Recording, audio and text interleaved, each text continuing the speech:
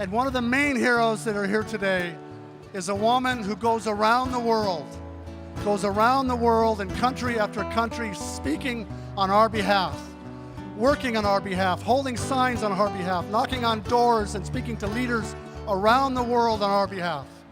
She's here today to honor us with her mana'o. So without further introduction, please help me welcome Vandana Shiva. Please. This is a hero of global stature, a hero that supports all the work that we're doing in our community and who's blessing us today. So give it up one more time for Vandana Shiva. Thank you.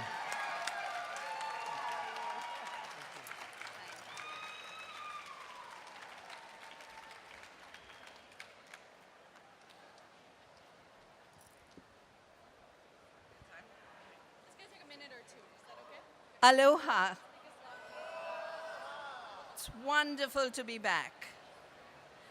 Doubly wonderful because of everything you've done to create home rule here, which adds to the efforts worldwide to reclaim freedom everywhere.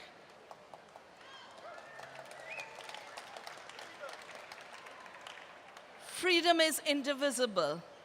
It's indivisible geographically. Your freedom, our freedom in India is one freedom of life on earth and people in their societies and their communities. But it's also indivisible, as repeatedly you teach us, as people of Taro, that you can't separate the earth and her beings and her diversity from who we are and what we eat. And what could be more basic to freedom than food freedom and food democracy?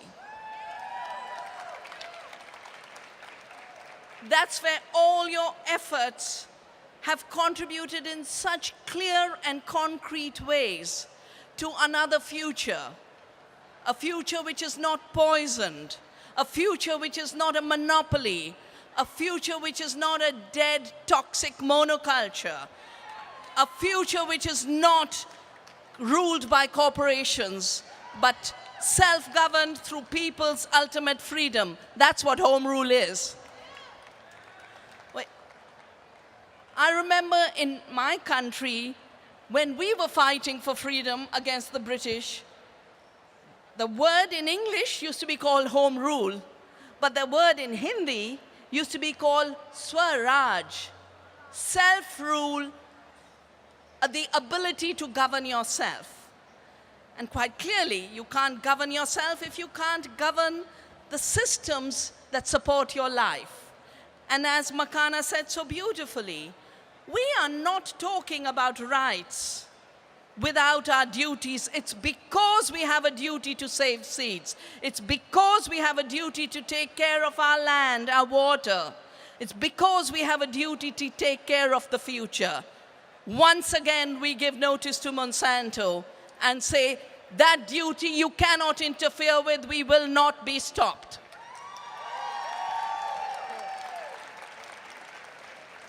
So President Obama will soon be traveling to India. And he's going to be there to celebrate our Republic Day, which is celebrated today because in 1930, the people of India told the British that if a people cannot be free, if a people cannot govern themselves, if the systems that are imposed on them exploit them, leave them in deeper poverty. There was no ecological crisis of a severe kind at that time. It was a crisis of imposed deliberate poverty. Then it is time to say we will have home rule, we will have Swaraj. That is what your celebration today is telling the whole world everywhere. Whether it be your fellow citizens in Vermont who are saying, a minimum ingredient of democracy is to know what we eat and to be able to choose what we eat on the basis of that knowledge. How can a society be free if knowledge is denied to the people? And yes, they can spend a few more billions, But as you taught them in Maui, billions don't speak when people are aware of their duties and their freedoms. They only speak when you aren't aware. Your contribution to the consciousness around the world about food freedom, seed freedom, the freedom to be the people we are, our deep humanity interwoven with all of life. They think with a few $1 billion and a few lies, they can shut down the future of evolution on this planet and shut down the evolution of free democratic societies and people forever. They've got it wrong.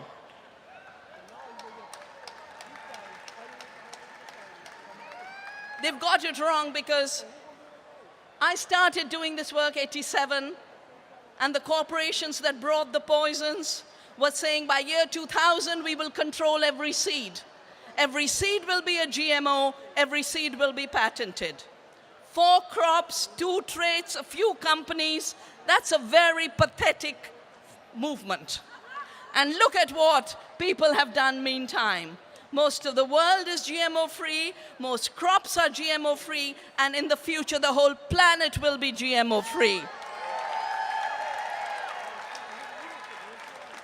The last thing I want to say is all of these litigations and suits, when people exercise the democratic rights enshrined in their constitutions, of home rule in your case, of decentralized decision-making in our case, every time there is an attempt to sue people, when they express their duties and rights on the basis of their democratic frameworks, if all the corporations can say is, don't believe there's life on Earth, don't believe there are people on Earth, believe the fact and fiction that we as corporations here to poison the world, be irresponsible, act as criminals.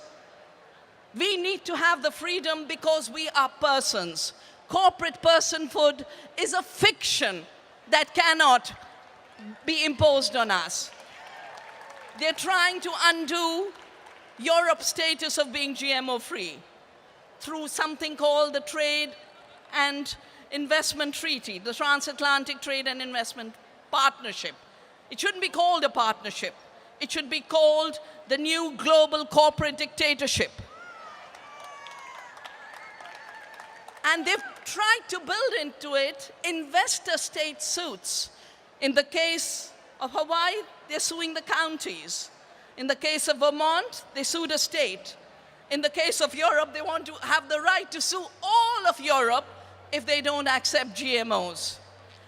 The assumption is people are stupid. The assumption is people will continuously be enslaved to deeper levels. That's an assumption that history teaches us can never be held for too long. So for a celebration of a GMO-free, poison-free Hawaii, I'm here to pay tribute to everything you've done. Thank you.